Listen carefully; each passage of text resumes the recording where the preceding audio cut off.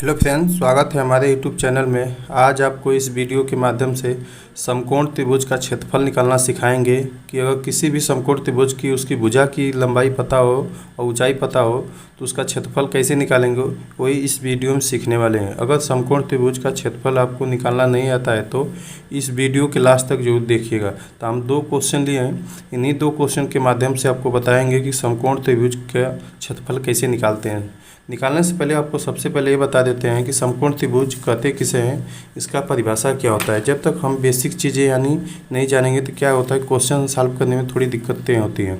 तो सबसे पहले हम समकोण त्रिभुज को जान लेते हैं। समकोण त्रिभुज को इंग्लिश में बोलते हैं राइट एंगल ट्रायंगल। ठीक, इसका परिभाषा यानी डिफिनेशन होता है वैसा त्रिभुज जिसका कोई एक कोण 90 अंश हो समकोण कहलाता है। मतलब त्रिभुज में आप जानते हैं कि 3 कोण होती हैं, तो 3 कोण होता है तो 3 भुजा भी होती है। 3 भुजा से हम क्या बोलते हैं, 3 कोण बनता है, जिसमें एक कोण क्या होगा आपका 90 अंश होगा। तो 90 अंश मान लीजिए एक कोण बन गया तो वो क्या हो गया, समकोण हो गया। बाकी 2 कोण क्या हो गया, मान लीजिए ये 45 हो जाएगा तो ये भी 45 होगा। आप जानते हैं कि त्रिभुज के तीनों कोणों का योग कितना होता है आपका 180 अंश। त्रिभुज के तीनों कोणों का योग 180 अंश से ज़्यादा नहीं हो सकता है। तो जब हमें एक कोण का मान पता हो जाएगा 90 अंश, तो यानी 90 अंश में से कोई ये 30 अंश हो सकता है तो ये 60 अंश होगा, ये 60 अंश होगा तो ये 30 अंश होगा, ये 45 अंश होगा तो ये भी 45 अंश होगा। यानी तीनों कोणों का योग जोड़ेंगे तो हमें कितना प्राप्त होना चाहिए, 180 अंश। और उसमें अगर एक कोण समकोण या समकोण हो, समकोण का मतलब होता है 90 डिग्री, तो वो क्या होता है, समकोण त्रिभुज बोलते हैं। इसमें कहा जिस कोण, अगर यहाँ समकोण बन रहा है तो इसके सामने वाले भुजा को हम बोलते हैं कर्ण। कर्ण को हम इंग्लिश में बोलते हैं हाइपोटेनस। लंब को हम बोलते हैं परपेंडिकुलर। अब बेस यानी नीचे वाले भुजा को बोलते हैं आधार को हम बोलते हैं बेस। और कोण को इंग्लिश में बोलते हैं एंगल। और ऊंचाई को हम हाइट बोलते हैं। लंब को हम ऊंचाई भी बोल सकते हैं तो उसको हम क्या बोलेंगे, हाइट। अगर हमें लंब और आधार की लंबाई पता हो तो उसका त्रिभुज का क्षेत्रफल कैसे निकालेंगे वही इस वीडियो में सीखने वाले। तो उसके लिए फार्मूला होता है समकोण त्रिभुज का क्षेत्रफल बराबर 1/2 गुणे आधार गुणे ऊंचाई। अगर इसको हम डेल्टा ABC, ये डेल्टा त्रिभुज का सिंबल होता है।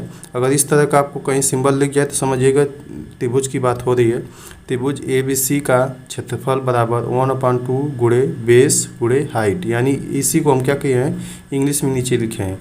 तो अगर हमें लंब और आधार की भुजा की लंबाई पता हो तो इस कर्ण को यानी हाइपोटेनस की भुजा की लंबाई निकालना हो तो उसके लिए क्या होता है, पाइथागोरस एक प्रमेय होती है।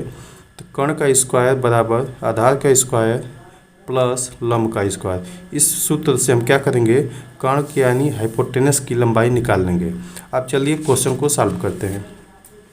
तो हमारा क्वेश्चन लंब की लंबाई दे दिया है यानी ऊंचाई दे दिया है और आधार दे दिया है। तो ऊंचाई हमारा क्या है, ऊंचाई दे दिया है, ऊंचाई AB बराबर इस भुजा को हम, इस जो लंब है परपेंडिकुलर को हम क्या बोलेंगे, ऊंचाई बोल देंगे। ऊंचाई कितना दिया है आपका 8 सेंटीमीटर। जो दिया सबसे पहले उसको हम लिख लेंगे। फिर क्या दिया है, बेस, BC को हम क्या बोलेंगे, बेस यानी आधार।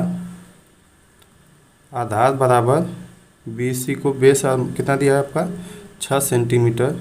तो हम क्या करेंगे, अगर इसका एरिया यानी क्षेत्रफल पूछे तो क्या आपको बोला है, डेल्टा ABC का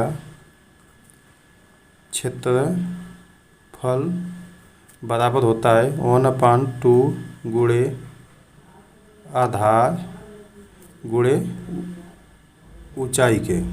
ठीक, इस फार्मूला से क्या करेंगे हम, इस त्रिभुज का क्षेत्रफल निकालेंगे। तो चलिए अब सभी का मान लिख देंगे। 1/2 गुणे आधार कितना दिया आपका, आधार ये नीचे वाले सिरे भुजा BC कितना है 6 सेंटीमीटर, 6 लिख देंगे, 6 सेंटीमीटर गुणे ऊंचाई यानी लंब कितना दिया है 8 सेंटीमीटर, तो यहाँ लिख देंगे 8 सेंटीमीटर बराबर। अब जो इसको हम क्या करेंगे, ऊपर का ऊपर गुणा कर देंगे और नीचे का नीचे गुणा करेंगे। तो क्या होगा, 8 6 कितना हो जाएगा 48 सेंटीमीटर स्क्वायर, क्योंकि यहाँ भी सेंटीमीटर है यहाँ भी सेंटीमीटर 2 बार है तो क्या करेंगे, पावर में 2 लगा देंगे। अब बटे में 2 है तो इसके हम बटे 2 कर देंगे और इसको काटेंगे तो कितना हो जाएगा, 2 दूना के 4, 4 दूना के 8, यानी 24 सेंटीमीटर स्क्वायर। इस त्रिभुज का क्षेत्रफल कितना आएगा, 24 सेंटीमीटर स्क्वायर। ये यूनिट लगाना यानी मात्रक लगाना आपको बहुत ज़रूरी है, नहीं तो एग्जामिनर क्या करेगा, आपको फुल मार्क्स नहीं देगा। तो इसलिए आपको जब भी क्षेत्रफल पूछे तो स्क्वायर होता है, आपको ये ध्यान देना है। यहाँ सेंटीमीटर होगा तो सेंटीमीटर लिखेंगे, मीटर होगा तो मीटर लिखेंगे, और मिलीमीटर होगा तो मिलीमीटर लिखेंगे। अब चलिए दूसरे क्वेश्चन को सॉल्व करते हैं। तो दूसरा क्वेश्चन हमारा यहाँ 90 डिग्री बन रहा है, तो इसके सामने वाली भुजा को क्या बोलेंगे, कर्ण। किसी इसमें एक भुजा को हम आधार मान लेंगे और दूसरी भुजा को क्या मान लेंगे, लंब यानी ऊंचाई। तो इसको हम मान लेते हैं हम आधार, इसको हम मान लेते हैं लंब। लंब को हम ऊंचाई भी लिख सकते हैं। तो हमें जब दो भुजा की लंबाई पता है तो उसका हम त्रिभुज का क्षेत्रफल अभी फार्मूला बताएं, डेल्टा ए बी सी का क्षेत्रफल बराबर 1/2 गुणे आधार गुणे लंब यानी ऊंचाई। इसको लंब को हम ऊंचाई भी लिख सकते हैं। इस पे हम सभी का मान रख के क्या करेंगे, क्वेश्चन को सॉल्व करेंगे। तो इसको लिखेंगे 1/2 गुणे आधार कितना दिया, 4 सेंटीमीटर, तो लिखेंगे 4 सेंटीमीटर गुणे लंब कितना दिया, ऊंचाई 5 सेंटीमीटर, तो यहाँ लिखेंगे 5 सेंटीमीटर। अब क्या करेंगे, अंश का अंश में गुणा कर देंगे और हर का हर में। तो अंश कितना दिया है 1, तो इसका 5 में 4 का गुणा करेंगे तो कितना हो जाएगा 20 सेंटीमीटर। यहाँ भी सेंटीमीटर है, यहाँ भी सेंटीमीटर, तो कितना हो जाएगा सेंटीमीटर स्क्वायर, क्योंकि ये 2 बार दिया है। अब बटे में 2 है तो इसका लिख देंगे बटे में 2। ये हर में है तो हर में क्या करेंगे, इसको नीचे लिख देंगे। आप इसको काटेंगे तो क्या हो जाएगा, जो 10 में कट जाएगा, 10 गुना के 20 हो जाएगा, 10 सेंटीमीटर स्क्वायर। यानी इस त्रिभुज का क्षेत्रफल कितना आ गया आपका 10 सेंटीमीटर स्क्वायर। नीचे से लिखेंगे डेल्टा ए बी सी का एरिया यानी क्षेत्रफल कितना आ गया आपका 10 सेंटीमीटर स्क्वायर।